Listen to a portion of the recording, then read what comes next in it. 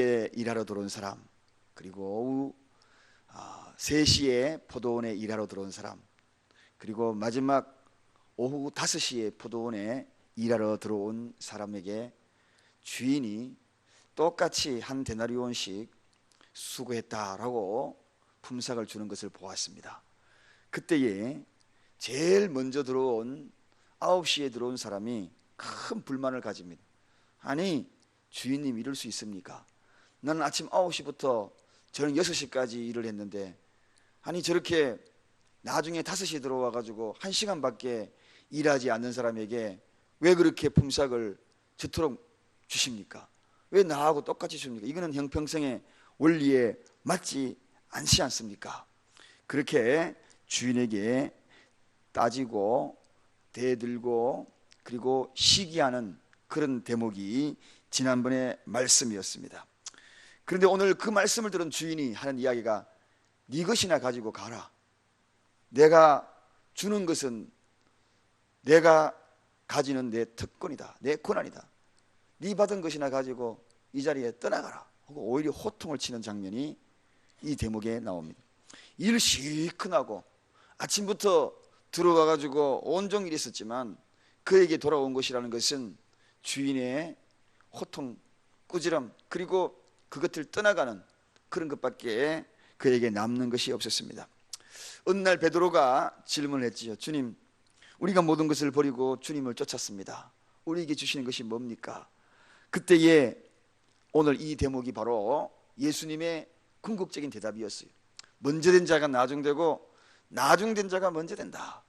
내가 상당한 것을 너에게 허락할 것이다. 그렇게 상당한 것, 주인이 생각하고 있는 상당한 것, 그 어떤 것인지 모르지만 상당한 것을 주겠다.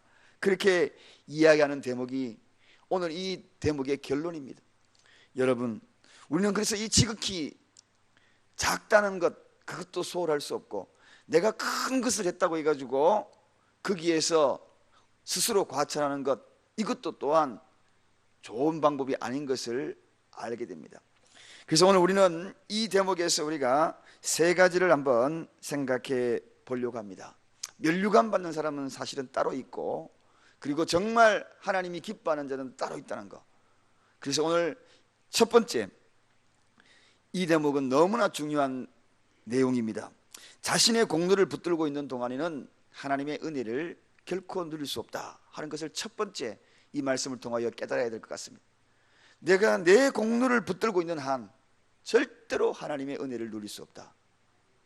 믿으십니까?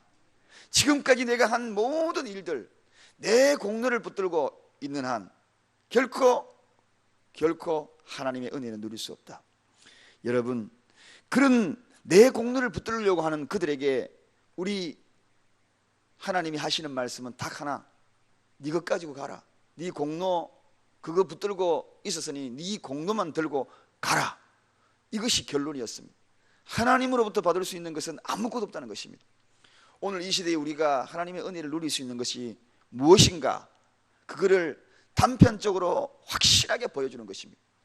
사랑하는 여러분, 오늘 여기 본문에 가장 먼저 초청받은 사람, 사실은 모든 사람에게 부러움을 산 자입니다. 그렇지 않습니까? 야, 저 사람이 주인에게 가장 먼저 부름을 받았구나. 참 좋겠다. 길거리에 있는 그 많은 사람 중에서 어찌하여 저 사람을 불렀을까? 정말 저 사람은 참 행복한 사람이다. 일거리 없어서 빈둥빈둥 거리는데, 그런데 주인이 저 사람을 불러서 포도밭으로 데리고 갔네 하면서 부러움을 샀습니다. 그런데 최종적으로 그에게 남은 것이 무엇이었는가? 책망하고 네 것 가지고 가라 하는 것밖에 남지 않았던 것입니다. 왜 그토록 그런 일을 벌어졌는가? 그것은 자기의 유익을 위한 데 더 관심을 가졌다는 것 한 가지 이유하고, 또 하나는 근본적으로 그 모든 일을 자기 공로에 돌렸다는 것입니다. 이게 큰 문제입니다. 우리가 하나님의 일을 하면서, 신앙생활을 하면서 근본적으로 생각해야 될 것이 있습니다. 그것이 뭔가? 나의 유익을 취하기 위한 일이냐, 또 나의 공로를 드러내기 위한 일이냐. 여기에 오늘 자기의 공로로 드러냈던, 제일 먼저 일했던 그 사람과 다를 바가 없다는 것입니다. 자기의 공로에 더 관심이 있었던 그 사람은 하나님의 배려와 은혜에 대한 생각은 전혀 못했다는 것입니다. 여러분, 그런 자는 자기 공로밖에 누릴 것이 아무것도 없습니다. 하나님의 은혜를 누려야 합니다. 할렐루야. 우리는 어떤지 하나님의 은혜를 누려야 합니다. 그렇지 아니하면 내 것 들고 가는 밖에 없습니다. 내 것 들고 가라. 이 대목에서 호기 신학자들은 이렇게 표현합니다. 그 사람들은 주인과 상관없이 가라 그랬으니까 포도밭에서 쫓겨났으니 영원히 하나님과 상관없는 자들이 되어버렸다. 그렇게 이야기하는, 그동안의 모든 일은 자기 공로였다는 것입니다. 자기 공로, 자기의 유익. 사랑하는 여러분, 우리는 언제나 생각해야 될 것이 있습니다. 이것이 하나님을 위하여서 얼마나 유익이 있는가를 생각을 해요. 하나님의 유익이, 어떤 것이 유익이 있는가, 내가 하는 이 일들이 하나님을 위한 유익이 있는가 없는가, 내가 하고 있는 일들, 그리고 이 일이 전적으로 하나님의 공로로, 하나님의 은혜로 돌릴 수 있는가 하는 이 대목 생각을 해야 하는 것입니다. 그럴 때에 그를 인정해 주시고 하나님의 은혜를 베풀어 주시지만, 이것이 전적으로 나의 유익을 위해서 하는 건가, 그리고 내 공로를 위해서 지금 하고 있는가, 그렇다면 네 것 들고 가라 하는 것밖에 남는 것이 아무것도 없다는 것입니다.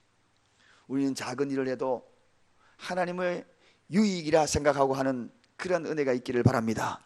그리고 이것은 내 공로를 드러내는 것이 아니라 전적으로 하나님의 은혜를 감사해야 하는 그러한 우리의 모습이 되기를 주님의 이름으로 간절히 부탁을 드립니다. 그래야 하나님의 은혜를 받습니다. 그래야.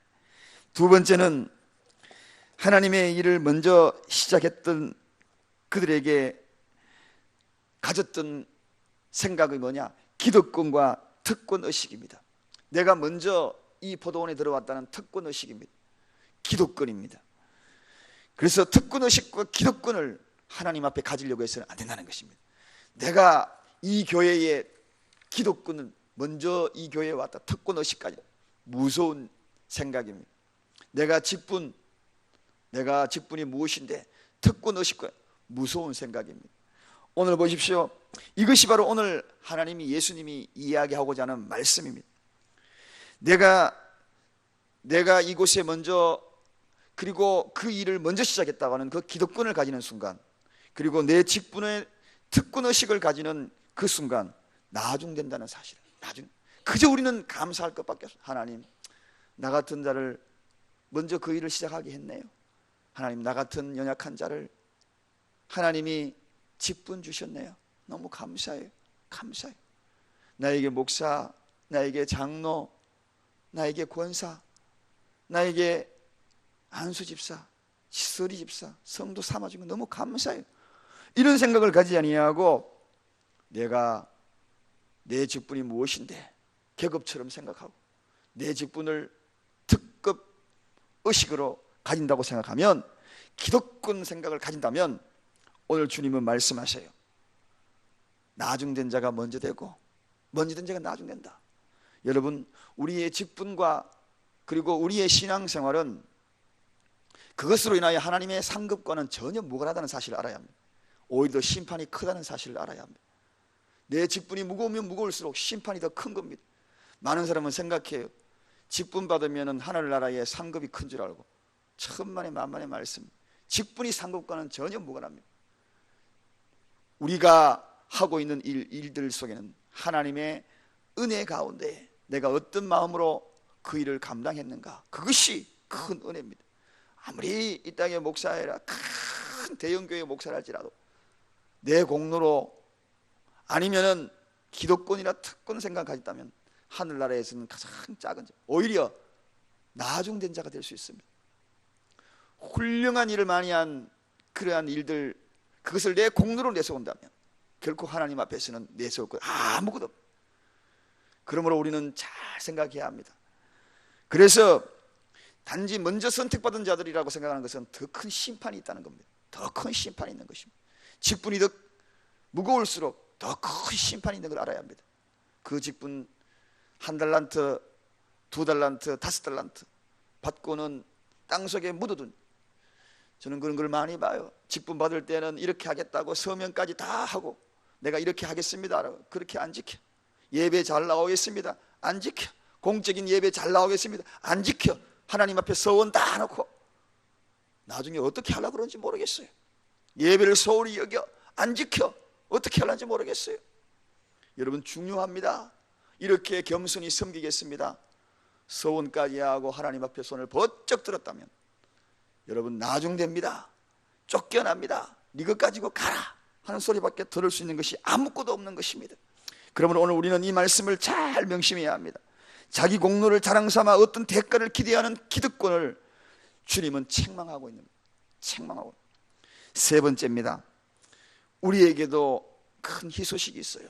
그렇지만 하나님의 은혜는 보잘것없는 일을 했다 할지라도 하나님께 전적으로 의존하는 일들, 그들에게는 큰 은혜를 베푼다. 이게 세 번째입니다. 하나님 안에 보잘것없는 일을 했다 할지라도 5시에 들어와가 1시간밖에 일한 게 없어.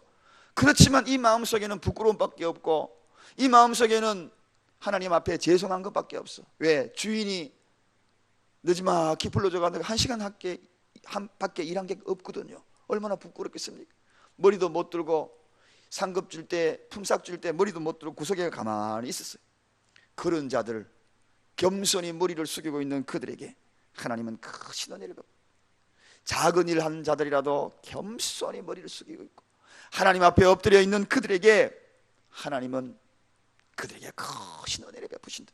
여러분, 우리는 오늘 가장 늦게 포도원에 초청받은 이들을 기억을 해야 합니다.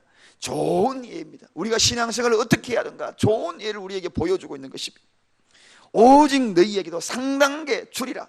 하나님이 상당하게 주리라. 이것입니다. 여러분, 오직 주인의 자비로운 은혜, 그 은혜만 기대하고 있는 그들에게 상당하게 주리라. 하나님의 은혜를 힘입어 하나님의 은혜를 사모하는 그들에게 상당하게 주리라. 나중된 자가 먼저 되리라. 그러므로 우리는 작은 일을 해도 겸손하게, 주님, 나 같은 자에게 오직 감사할 것밖에 없습니다. 나를 어떻게 이렇게 불러주셔가지고 이 일을 맡겼네요. 연약하고 초라한 나에게 하나님의 일을 맡기시다니. 아니, 제가 어떻게 감히 이 우주 만물을 창조하신 하나님, 전능하신 하나님의 일을 나에게 맡겨주셨네. 그저 감사합니다. 감사합니다. 이것밖에 없는 것. 그들에게 나중되었지만 먼저 되게 하겠다는 것입니다. 이것이 하나님의 방법. 우리가 오늘 이 말씀을 기억을 해야 합니다. 우리가 인생살이 살아가면서의 세상 방법과 전혀 다른 것이 신앙생활입니다. 세상에는 먼저 들어온 자에게 많이 주는 것, 당연한 겁니다. 그러나 주님 나라에는 완전히 다르다는 것, 완전히 다른 것. 하늘나라의 상 주는 방법은 세상 방법과 다르다는 것. 내 공로 없고 그저 은혜입니다. 그래서 사도 바울이 이걸 알았기 때문에 주님 앞에 겸손하게, 주여, 나는 벌레만도 못한 존재입니다. 정말 그가 벌레만도 못한 존재입니까? 아니거든요. 종 중에 가장 작은 종입니다. 죄인 중에 저는 괴수입니다. 주님, 나 같은 자를 은혜 베풀어 주셔서 어찌하여 이런 일을 감당하게 만드는 그러한 사도로 삼았습니다. 엎드릴 때마다. 그러니까 그에게 고백되는 이야기가 뭡니까? 항상 범사에 감사, 그밖에 없는 거예요. 오늘 우리는 먼저 된 자가 나중되고 나중자가 먼저 된다. 주님의 이 음성을 듣고 기득권, 특권, 의식, 이런 것들이 얼마나 무섭다는 걸 알고 그저 주님 앞에 겸손히 주님 앞에 나와서 엎드리는 여러분들이, 제가, 우리 교회가 되기를 주님의 이름으로 간절히 부탁을 드립니다. 기도하겠습니다. 하나님, 감사합니다. 오늘도 새벽을 깨우며 아버지 앞에 나왔습니다. 겸손히 머리를 조아립니다. 어찌하여 우리를 새벽에